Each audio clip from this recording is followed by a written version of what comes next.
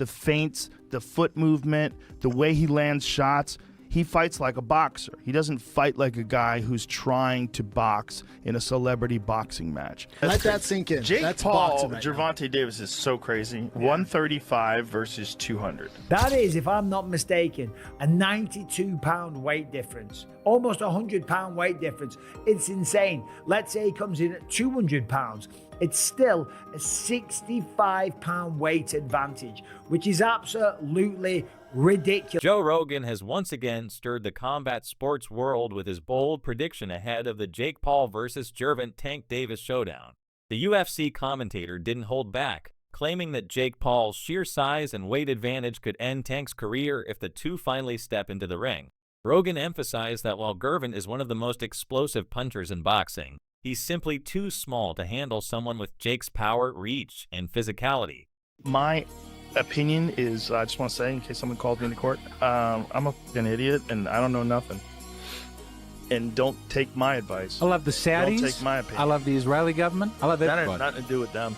That was Jake Paul promoting it.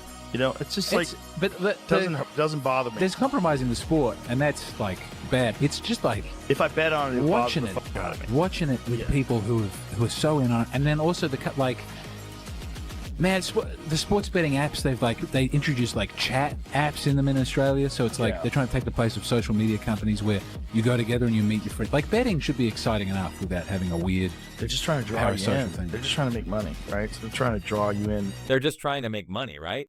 So they're trying to draw you in. Rogan acknowledged that Jake Paul has legitimately developed as a fighter. He said that if Paul were any other boxer without the YouTube background, his rise would be remarkable because he knows how to fight, shows real ring awareness, and isn't just flailing around. But Rogan also strongly warned that the fight with Gervonta Davis carries a heavy risk. He pointed out that Davis is on a completely different level in terms of skill and knockout power, and that if Paul takes this lightly, it could end badly. What do you think of this Jake Paul fella? I always say that if Jake Paul was not a YouTube star, people just looked at him like an up-and-coming boxer, you would say this kid's got a lot of fucking talent. He's dangerous. I think his strength is that they underestimate him because of what his background was. And they think there's no way that some guy who became famous off of YouTube is going to be an actual legit boxer. If you look at what he's done, he's a very good boxer. Jake Paul didn't hold back as he admitted, "I would destroy him in the ring given the size." That raw assertion, even wrapped in a nod of respect for Gervonta Davis's skill and patriotism, instantly ignited backlash. Critics say it erodesced the seriousness of the matchup, reducing it to bravado rather than sport. With Paul towering near 200 pounds as a cruiserweight and Davis reigning at lightweight, the vast size disparity further amplifies fears that this isn't just a mismatch, it's reckless showmanship.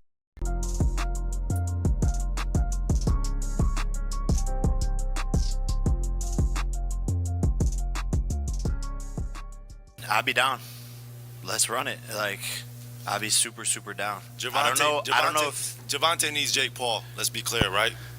Is there a height limit in boxing? For Tank, there's no way that this goes well for Tank Davis.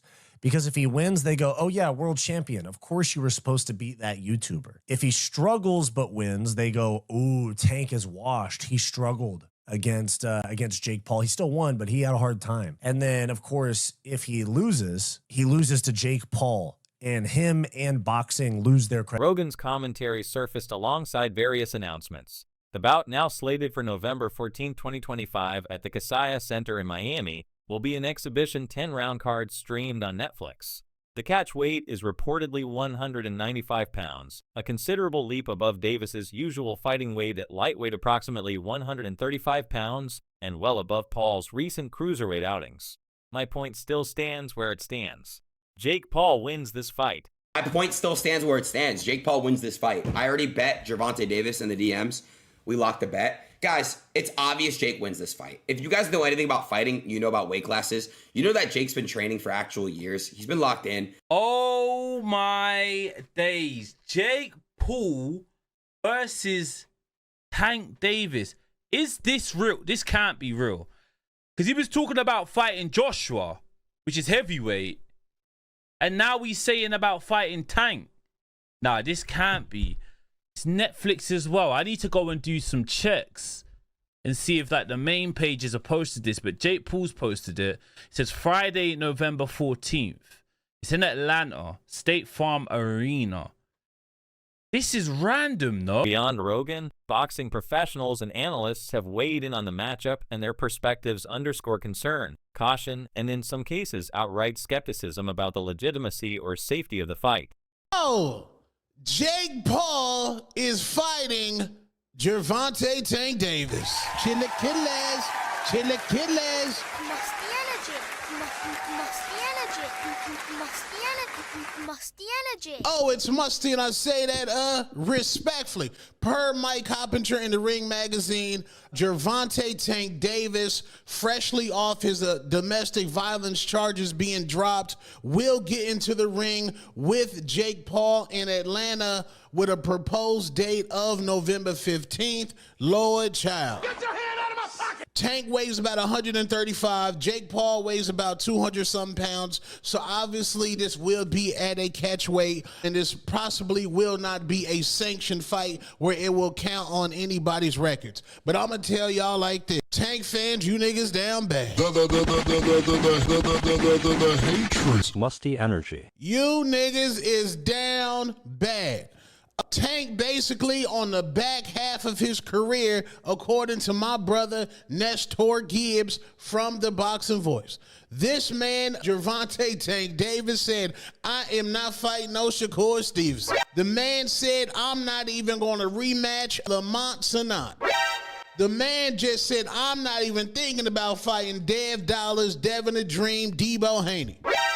I am going directly into Jake Paul. I've been told you that Tank was the black Jake Paul. Tank been the black Jake Paul. Man ain't care about legacy. Man ain't care about none of that, bro. Tank fans, you niggas down bad. Protect your fighter. It is musty at the highest level. And poor Lamont Sanat, it might be over for Lamont Sanat. He got to fight somebody. You might need to fight Gary Russell Jr. right now. Tank Davis, Lord Child, Jake Paul, boxing down bad. This about to make a lot of money. The only plus in this is that Alicia Baumgardner, a.k.a. Bomb Amy, might be on this card. I would love to see Alicia Baumgardner back on Netflix.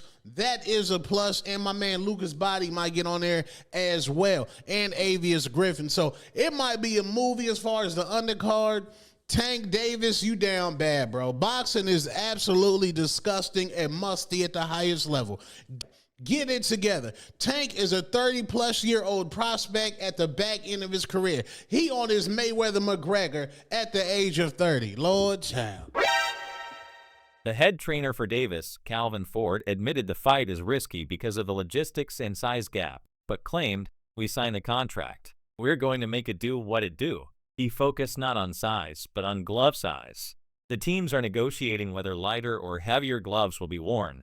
Ford pointed out that Davis often fights with 8 ounces gloves and suggested Paul take 10 ounces and Davis 8-0 to balance things. My only concern is,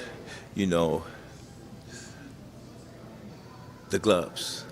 You understand what I'm saying? Because we don't fight in 12-ounce gloves. We don't use 12-ounce gloves. That's training gloves, you know what I'm saying? I'm like, that's 2 pounds away from Jake. He fights in 10s. Tank fighting 8s, so he losing 4 ounces. So my thing is, I said, they said, put Tank in 8s, put him in 10s. That makes the fight more interesting. You know what I'm saying? And we'll go from there because I understand. And I brought that question up to one of his handlers. They was, no, we don't want to do no mixed match. It's supposed to be an expedition. What's the matter? What, now y'all want the wins and the loss. You know what I'm saying? All these prescriptions, but you want to be great. Being great is really pushing the envelope. You know what I'm saying? Tank don't really care, So when I brought this up, he said, dang, facts. You know what I'm saying? So, again, he can weigh the 10s and we weigh the 8s. Then we got to fight. Ford explained that at first the team was gearing up for a rematch with Lamont Roach Jr., but when the chance to face Jake Paul emerged, they felt they were blessed to take it. He said the Roach rematch made sense in purely sporting terms. Yet, the Paul fight offered far greater exposure and financial reward. Ford defended the decision by emphasizing that Gervonta Davis has earned these kinds of opportunities. And sometimes a fighter must step through the bigger door when it opens, even if it's not the most obvious competitive path. The proposed fight between Jake Paul and Gervonta Davis has run into major Regulatory pushback. The Georgia Athletic and Entertainment Commission declined to sanction the bout in Atlanta because of the enormous weight difference between the two fighters. Its chairman, Rick Thompson, was particularly blunt, calling the event the dumbest I've ever heard and dismissing it as a money grabber. When Paul's promoters sought a weight class waiver, the commission balked, citing concerns that a mismatch of this scale was not a very safe fight. Today, the chairman of the Georgia Athletic and Entertainment Commission, the commission that is going to be voting whether or not to approve Tank Davis and Jake Paul. His name is Rick Thompson. He has some very choice words for Jake and Tank fight. He says it's the dumbest ish he's ever heard. It's a money grabber, and he's not okay with that. And he doesn't like the arrogance of Tank Davis and Jake Paul announcing their fight, marketing their fight, having press conferences and shit before the commission can vote whether or not they're going to approve the fight. He calls it arrogance. Their concerns, obviously, the weight discrepancy between the two. In the state of Georgia, two competitors cannot outweigh each other by more than 9 pounds. Tank and Jake Paul's team have already submitted a rule waiver request to get that rule waived. And Rick Thompson also said in this article that he is expecting the committee to put it to a vote as to whether or not they're going to approve this fight on September the 18th when they're meeting again. Also, we got some insight that USA Today tried to reach out to other members of the committee, and all of them declined to comment on what's going on. But what I do know is that the Georgia Athletic and Entertainment Commission, it's a 5-person panel that's going to be voting on this Tank Davis-Jake Paul shit. Meanwhile, former world champion Amir Khan weighed in as well, calling the fight disgusting and expressing concern that such exhibition bouts with significant mismatches could lead to real injury or damage the sport's standing. He pressed the point that weight classes and proper sanctioning matter for a reason. He went further to suggest that by taking this kind of fight instead of challenging a real top-level boxer, Davis is contributing to making the sport a joke. In Khan's view, Davis could be chasing money and spectacle rather than ring prestige. He remarked that while Davis is an elite talent, stepping into the ring under these terms with a big weight and size discrepancy raises serious concerns about safety and the sport's integrity. Overall, Khan's message is clear. This isn't the kind of fight a serious champion should be taking. There's a few boxers out there who are frowning at Jake Paul and Gervonta Davis fighting in an exhibition bout. You know, they can frown, but one fighter has been more vocal than the rest, and that's Amir Khan. The thing with Amir Khan, you know he's always been about his Wu-Tang cream, dollar bill, y'all. Now he's mad because Gervonta Davis and Jake Paul figured out a way to rob the bank, like Mayweather and Conor McGregor did. Amir Khan out here talking about, someone's going to get hurt. This needs to stop. That's why people respect MMA so much. You don't see these fools trying to go over to MMA and do what they do in boxing. There needs to be some kind of control. He pulled a Eubank Senior on us. Parliamentary procedure. I'm like, what the fuck? Anyway, if Amir Khan had an opportunity to fight Jake Paul, all it is, hey, guys, let's do the right thing and stop this social media nonsense. All fighters should stick to fighting, whether boxing or MMA. We shouldn't be crossing over, doing this misfit shit, fighting YouTubers or fighting Jake Paul. On this fight, a really bad mismatch. And you know what? Whoever the promoter is and that's agreed Gervonta to fight, and whoever the promoter is to fight for Jake Paul to say fight this little man. I mean, that's wrong, man. I mean, that's just like torturing someone. Yeah? I mean, going in there and hurting someone is just not fair on Davis. But like, say you don't know what position Davis is in. I heard that he's been having a lot of legal problems and been arrested a couple of times for a couple of felonies and stuff I've seen with his ex-wife and stuff. So you know what? You don't know what's going through his head. Maybe he just wants to cash up and walk away from the sport. And maybe this is a great opportunity for him where he's seen this fight come up and he's like, fuck it, I'll take it. But, yeah, I mean, Yeah, I think they're making boxing a joke, really. Yeah. One day someone's going to end up getting hurt so badly, then it's going to definitely destroy the sport. Meanwhile, Shocker Stevenson didn't mince words about the planned bout between Gervonta Davis and Jake Paul, calling it a terrible idea because of the massive size differential between the two fighters. He argued that Davis should be seeking out a legitimate boxing challenge rather than stepping into an exhibition that, in his view, undermines the sport's integrity. Stevenson emphasized that Davis could earn far more by shading the spectacle and instead taking on a true elite, suggesting a real unification bout would be far more fitting.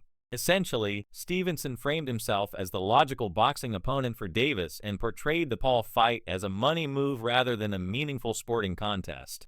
You got your eye on Tank. What do you think about the rumors of Tank and Jake fighting? Man, Tank disrespectful to the sport if he choose that over fighting with me. I'm the best fighter in the sport. I've been telling him that. And he called cap on it. So if you gonna call cap and say I'm not who I say I am, come prove it. Maybe he'll fight Jake Paul instead. What do you think of that? I think that's terrible. Why? I mean, I get it because at the end of the day, it's the money business, and you want to make the most money. But from what I'm hearing, he can make more money in a fight with me. And if that's the case, why not fight me? Sure. Do you think he beats Jake Paul? Do I think he beats Jake? Yeah. I mean, There's a huge size advantage, though. it is, but I think Tank got the skills to make sure he come out on top. Do you think that Jake has gone better? Yeah, I think actually Jake got tremendously better from the time frame that he started till now. And in the right situation, I also could see him become a world champion. Really? He expressed his disappointment with Paul's choice of opponents, suggesting that Paul is avoiding a bout with him, KSI, and instead opting for easier challenges. KSI's comments reflect his ongoing frustration with Paul's approach to the sport and his desire for a legitimate fight between the two. I mean, look, with Jake, the guy's been ducking me or running away from me for so long, man. Like, he's just making excuse after excuse. And now he wants to fight Tank. I mean, it just says the type of guy Jake Paul is. He only fights someone if he has a major advantage. Anything that's close, or anything that could actually be a decent fight, he runs away from it. So Teofimo Lopez describes the Paul versus Davis matchup less as a battle for titles or pride and more as a showcase, one driven by spectacle and profit rather than legacy or rankings. He points out that there's no shame in that since both fighters stand to earn massive paydays and the allure of mainstream attention is guaranteed.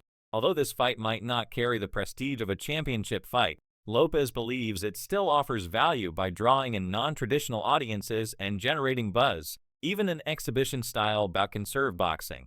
It can spotlight the sport to new fans, expand its reach, and remind people of how big boxing can be when personalities, dramas, and showmanship are all part of the deal. Happy for Gervonta and Jake. Happy for Gervonta and Jake. I really am, man. It's good for the sport in some way, you know? So a heavyweight versus a lightweight. Yeah. You got a fly hit me, yeah. A heavyweight versus a lightweight. How's this going to work? Hey, they make it work. It's an exhibition for a reason. So, you know, they know what they're doing.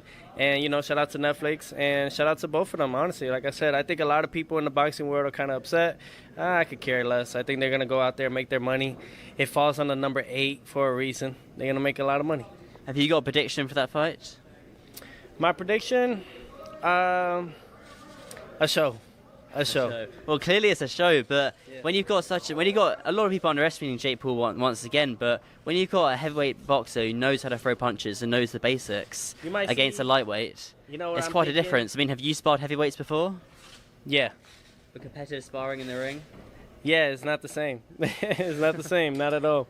Definitely got to move. I've actually played around a few times, went through between their legs just to duck around. But yeah, because they're taller.